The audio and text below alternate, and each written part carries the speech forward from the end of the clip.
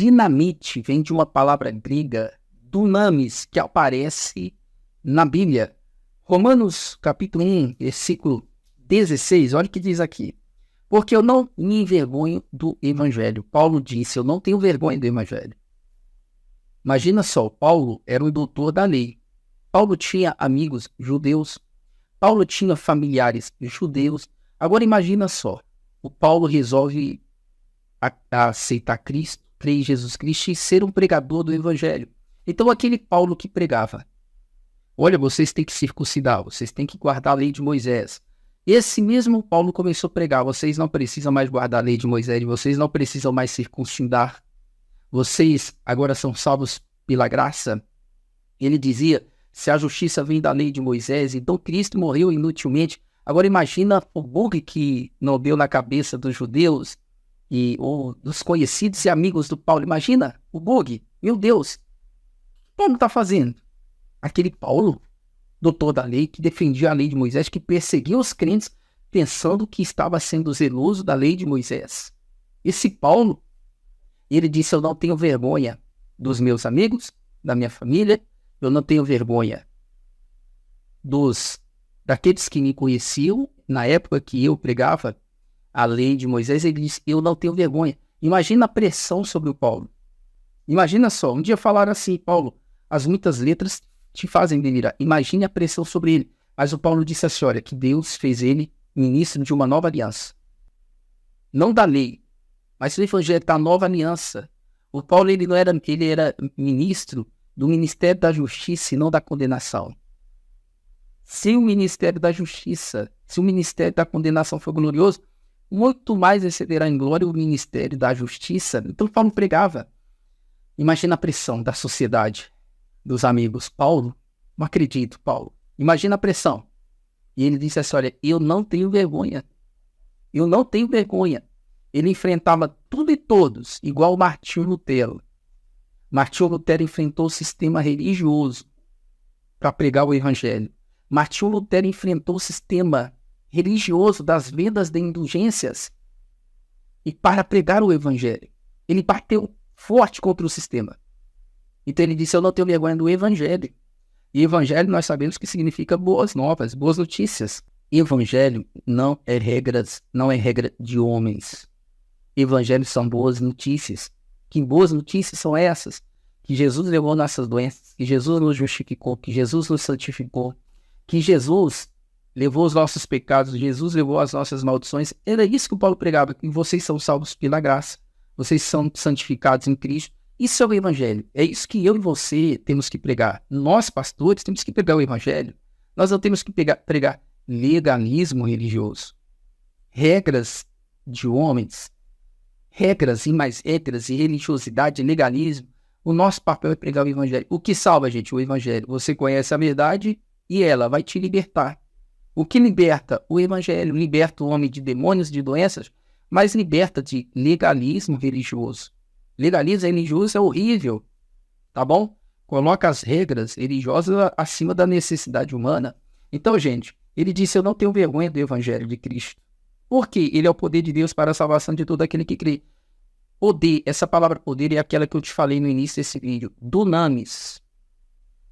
Poder. Por que eu não tenho vergonha do evangelho? Paulo diz. Porque esse evangelho é o dunamis. Dunamis é a origem da palavra dinamite. Então, o evangelho, gente, é como se fosse uma dinamite espiritual para explodir o inferno. O evangelho é para explodir o inferno. É uma dinamite espiritual. Cada revelação que Deus te dá é como se fosse uma dinamite pronta para explodir. O Paulo, ele diz. Dunamis. Poder. E esse poder está sobre você. Então eu não tenho vergonha do evangelho porque ele é o poder, ele é o dunamis. Essa palavra dunamis, gente, significa força, poder milagroso, poder físico, habilidade, eficácia, energia, feitos que mostram poder físico, obras maravilhosas, capaz, tendo habilidade. Tudo isso é a palavra dunamis que dá origem à dinamite. Então, sobre você tem um poder tão grande, gente. Então eu não tenho vergonha do evangelho. Porque, Paulo, ele é o poder de Deus para a salvação de todo aquele que crê. O evangelho é a dinamite de Deus para a salvação. E essa palavra salvação, gente, no grego, é soteria, que significa prosperidade, paz, proteção, bem-estar. Tudo isso. Significa tudo isso. Então, Paulo disse assim, olha, o evangelho é o poder, é a dinamite de Deus para curar, para prosperar, para salvar, para dar paz, para dar prosperidade, segurança e proteção para todo aquele que crê, para todo aquele que acredita, e não para aquele que segue regras religiosas.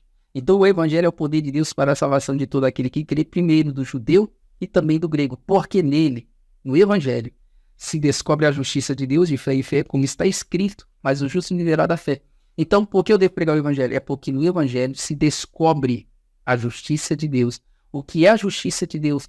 Jesus é a justiça de Deus. Para nós, Jesus foi feito sabedoria, santificação, justiça, para mim e para você. A justiça de Deus é Cristo. E a Bíblia diz que Cristo, que ele trocou de lugar conosco lá na cruz. Ele pegou o nosso lugar, nós pegamos o lugar dele. E a Bíblia diz que eu e você somos a justiça de Deus hoje. Eu e você. Ele se fez pecado por nós para que fôssemos feitos justiça de Deus. Hoje você é a justiça de Deus. Através de Jesus, que é a justiça de Deus. Quando Jesus falou assim, olha, busca primeiro o reino de Deus e sua justiça, a justiça do reino de Deus é Jesus.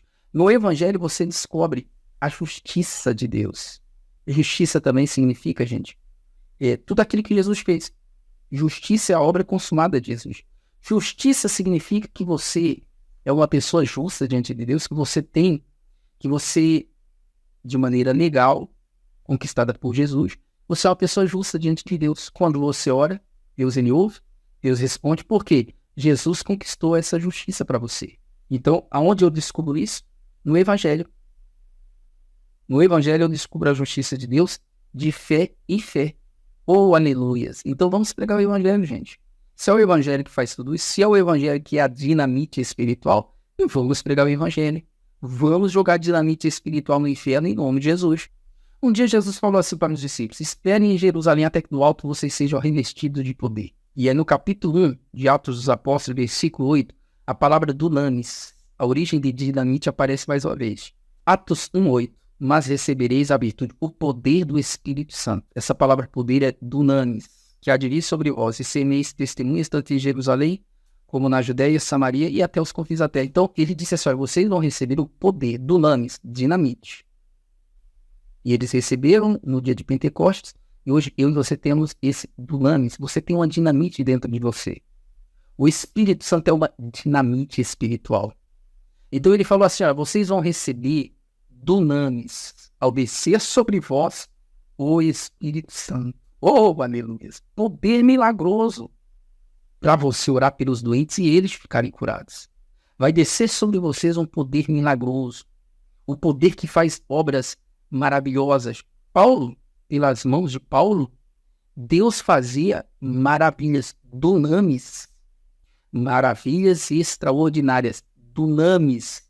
Deus fazia pelas mãos de Paulo dunamis, e Deus vai fazer pelas suas. Por quê? O mesmo espírito dunamis que estava em Paulo, o poder dunamis que estava em Paulo, é o mesmo que está em mim e está em você. Oh, glória a Deus! Então ele disse assim, olha, com esse poder vocês serão minhas testemunhas em Jerusalém, que é o lugar onde vocês estão, tá bom? É fácil pregar para aqueles que estão ao nosso redor, né? Muito fácil. Ser minhas testemunhas em Jerusalém, Judeia, Samaria, lugar que odeia você. Os samaritanos não gostavam de judeus, os judeus não gostavam de samaritanos.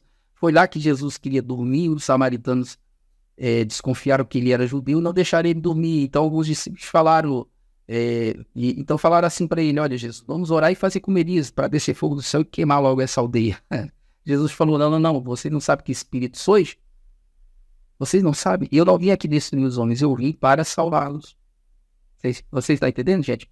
Então ele disse, vocês vão pregar em Jerusalém, na Judéia, Samaria, que são lugares mais hostis, pessoas que não gostam de nós, não gostam de crentes, não gostam de igreja. Vocês vão pregar em Samaria e até os confins da terra, ou seja, em todo lugar. Eu e você seremos as testemunhas de Jesus aqui na terra. Oh, aleluia. E esse poder está sobre você. O Paulo fez uma oração pela igreja de Éfeso, que eu fiz muito por mim essa oração, e faço por outras pessoas também. O Paulo pediu para Deus iluminar os olhos dos crentes de Éfeso. Para quê? Efésios capítulo 1, versículo 16. Não cesso de dar graças a Deus por vós, lembrando-me de vós as minhas orações. Paulo lembrava deles. Lembre-se, você vai aprender a fazer essa oração por você e pela sua família também, para abrir os olhos espirituais deles. Para que o Deus de nosso Senhor Jesus Cristo, Pai da Glória, vos dê seu conhecimento, espírito de sabedoria e de revelação. Espírito de sabedoria. No conhecimento, Deus vai dar para vocês sabedoria e revelação. Sabedoria, a palavra sabedoria é sofia, que significa habilidade. Habilidade para você pregar o conhecimento, pregar o evangelho, você conhece. Agora tem que ter sabedoria para você pregar o evangelho a toda criatura. O espírito de revelação, você tem um conhecimento. Conhecimento sem revelação não é nada. Você tem um conhecimento, agora Deus vai te dar revelação para você compreender, ler a Bíblia e ver Jesus em todas as páginas da Bíblia. Então ele diz assim, no versículo 18, tende iluminado os olhos do vosso entendimento. Ore por você dessa maneira. Faça essa oração que Paulo fez, faça por você e pela tua família. Tende iluminado os olhos do vosso entendimento. Olha o Paulo pedindo para Deus abrir os olhos do entendimento dos Éfesos. Peça para Deus abrir os olhos do seu entendimento também. Para quê, gente?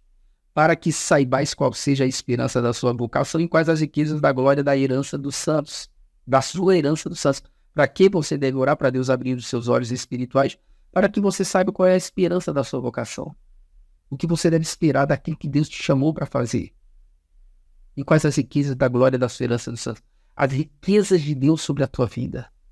As riquezas da glória, da herança que você tem em Cristo Jesus. Eu e você somos herdeiros de Cristo. Eu e você somos herdeiros de Deus, co-herdeiros de Cristo, gente. Co-herdeiros de Cristo. Amém? Então ele continua no versículo 19. E qual a sobre-excelente grandeza do seu poder sobre nós, dunamis. Para que Deus deve abrir os olhos espirituais? Para que eles percebam a sobre-excelente grandeza do dunamis, poder de Deus sobre nós. Gente, tem um poder tão grande sobre você, você nem imagina. Olha só, é tão grande que o Paulo falou sobre excelente grandeza do dunamis sobre nós. Sobre a excelente grandeza do poder de Deus sobre mim e você. É tanto poder sobre você, gente. Tanto poder que talvez você vai cumprimentar alguém e a pessoa até manifesta demônio de tanto poder que tem sobre você. Eu lembro que uma vez eu estava me preparando para ser pastor, eu fui numa igreja. Então, na hora o pastor mandou dar as mãos. Eu dei as mãos para uma mulher que estava do meu lado. E na hora da oração, ela soltou da minha mão como se a mão dela estivesse queimando. E realmente estava queimando. Porque o crente é labareda de fogo. Estava queimando. E aí eu peguei na mão dela novamente. Peguei na mão dela. Porque sobre mim e você é tanto poder. É tanto poder, gente, que você nem imagina. O Paulo, ele orou para que os crentes de Éfeso compreendessem esse poder sobre eles. Você tem que entender. Faça essa oração todos os dias por você e pela sua família também, para Deus abrir os olhos dele, sobre a excelente grandeza do poder sobre nós, os que cremos, segundo a operação da força do seu poder, que manifestou em Cristo, ressuscitando dos mortos e pondo à sua direita no céu. Esse poder Deus manifestou em Cristo. O poder dunamis, que ressuscitou Cristo, é o mesmo que está aqui, olha, em mim e você. A grandeza do poder sobre nós, e esse poder ele manifestou em Cristo, ressuscitando dos mortos. O poder que ressuscitou Jesus dos mortos é o mesmo que está sobre mim e você. Ei, cristão, acorda. O poder que ressuscitou Jesus dos mortos é o mesmo que está sobre mim e você. É o mesmo poder, gente. É o poder que o inferno tem medo e o inferno estremece. Segundo aos Coríntios 10, versículo 4, porque andando na carne não militamos segundo a carne, nós estamos na carne. Mas a nossa guerra é espiritual. Nós não aprendemos isso? Sobre a armadura da fé, nós estamos na carne. Mas lembre-se, a nossa luta não é contra carne e sangue. A nossa luta, gente, é espiritual. Tá bom? A sua luta é espiritual. Sua luta é contra a influência maligna na vida do seu filho, do seu marido, da sua esposa, na vida de pessoas problemáticas, tá bom? Então ele disse, no versículo 4, porque as armas da nossa milícia não são carnais, mas sim poderosas em Deus para a destruição de fortalezas. As armas da nossa guerra não são carnais. Uma espada, uma faca, mas elas são poderosas em Deus para destruir as fortalezas do inferno. Uma arma física apenas abate o corpo, mas o espiritual, porque existe um mundo espiritual, somente a arma espiritual, somente a palavra de Cristo, somente a palavra de Deus. Porque as nossas armas, elas não são carnais, gente. As nossas armas é a palavra de Cristo. A nossa arma é oração. É com ela que nós combatemos o mal. Tá bom? Combatemos um inimigo que já está derrotado. Lembre-se, o teu inimigo, Satanás, ele já está derrotado. Então ele disse, as nossas armas, elas não são carnais, mas são poderosas, gente. A oração de um justo é poderosa, diz a Bíblia. A oração de um justo pode muito em seus efeitos. Oh, aleluia! E elas são poderosas em Deus para destruir qualquer fortaleza do inferno, qualquer obra do diabo, tá bom? É o poder dinamite que está sobre você, destruindo os conselhos e toda altivez que se levanta contra o conhecimento de Deus, destruindo todo pensamento lógico que se levanta contra o conhecimento de Deus. A lógica diz, você não vai ficar curado, mas a fé diz, eu estou curado pelas feridas de Jesus Cristo. Destruindo os conselhos e toda altivez que se levanta contra o conhecimento de Deus. Tudo que se levanta contra o conhecimento de Deus, destrua. O conhecimento de Deus diz, crê em Jesus, será salvo tu e tua casa. A lógica diz, não. Mas aí você destrói e você crê em Jesus e será salvo tu e a tua casa. A lógica diz, você não vai ficar curado. Tem um pregador chamado Kenneth Hagin. Não era para ele passar dos 20 anos. Ele viveu mais de 80 anos. Não era para ele viver tudo isso. Mas ele andava pela fé, ele agia pela fé, ele vivia pela fé e o sobrenatural aconteceu. Então, destruindo todos os conselhos e altivez que se levanta contra o conhecimento de Deus. O conhecimento de Deus diz que eu estou curado. Estou curado. Levando cativo todo entendimento à obediência de Cristo. Levando cativo todo entendimento a obedecer a Cristo. Levando cativo o seu entendimento. Seu entendimento tem que obedecer a Cristo. E Cristo levou sobre si minhas dores. Então faça o seu entendimento obedecer isso. Crê em Jesus, será salvo tu e tua casa. Faça o seu entendimento compreender isso. E eu e minha casa serviremos a Deus em nome de Jesus. O apóstolo Paulo disse uma frase fantástica, todos nós conhecemos. Eu combati o bom combate. Eu acabei a carreira e guardei a fé. Por que ele chamou o combate espiritual de bom combate? Porque, gente, nesse combate, o teu inimigo já está derrotado. O diabo não é o nosso inimigo? Jesus não derrotou ele, mandou eu e você pisarmos nele? Sim ou não? Sim, o teu inimigo já está derrotado. Então, nesse combate, você apenas tem que resistir. Lembra quando o Tiago falou assim, olha, resistir o diabo e ele fugirá de vós? Você lembra? Essa palavra resistir é não ceder terreno. O inimigo vem para cima de você e simplesmente você fica parado na sua posição de mais que vencedor. Você não dá um passo para trás. Você fica parado. Isso é resistir o diabo. E ele disse assim, olha, resista ao diabo e ele fugirá de vós. Resistir, lembre-se, resistir no grego é não ceder terreno. Você fica firme na sua posição de mais que vencedor. O diabo, ele anda bramando como um leão, ele não é um leão. Ele brama como um leão para assustar você e você ceder terreno. Mas você resiste. O diabo vem para cima com doenças, com ataques, e você fica firme. E vai chegar o momento que ele fugirá de vós em nome de Jesus Cristo. Então, esse poder dunamis, que dá origem à palavra dinamite, está sobre você, sobre mim. E eu quero usar ele neste momento. Você precisa da minha oração? Nós vamos usar esse poder sobre a tua vida. Se você está com problemas espirituais, doenças, perturbações, pensamentos, eu vou orar por você e como se eu colocasse aonde você está uma dinamite espiritual para explodir a fortaleza do diabo. Em nome de Jesus Cristo. Você precisa da minha oração. Se for possível, feche os teus olhos. E meu Deus, eu sei que o poder do Lames está sobre nós neste momento. Eu tenho certeza. Aonde essa pessoa está, visita ela com a tua dinamite espiritual. E destrói todas as fortalezas do diabo. Destrói, meu Deus, todas as fortalezas do inferno. E Pai querido, na autoridade que tem o nome santo de Jesus Cristo, porque nesse nome, todo joelho se dobra, nos céus, na terra e debaixo da terra, todos os demônios. Então, aonde essa pessoa está, eu repreendo todo mal, e poder de Deus queima todo mal. Poder do Lames destrói todo mal da vida desta pessoa. Eu levanto a minha voz e eu digo, Satanás, pega tudo que é teu, tudo que te pertence, diabo. Sua obra seja explodida, destruída pelo poder do Espírito Santo. Doenças, espírito de loucura, perturbação, a pessoa que vê vultos, a pessoa que ouve vozes.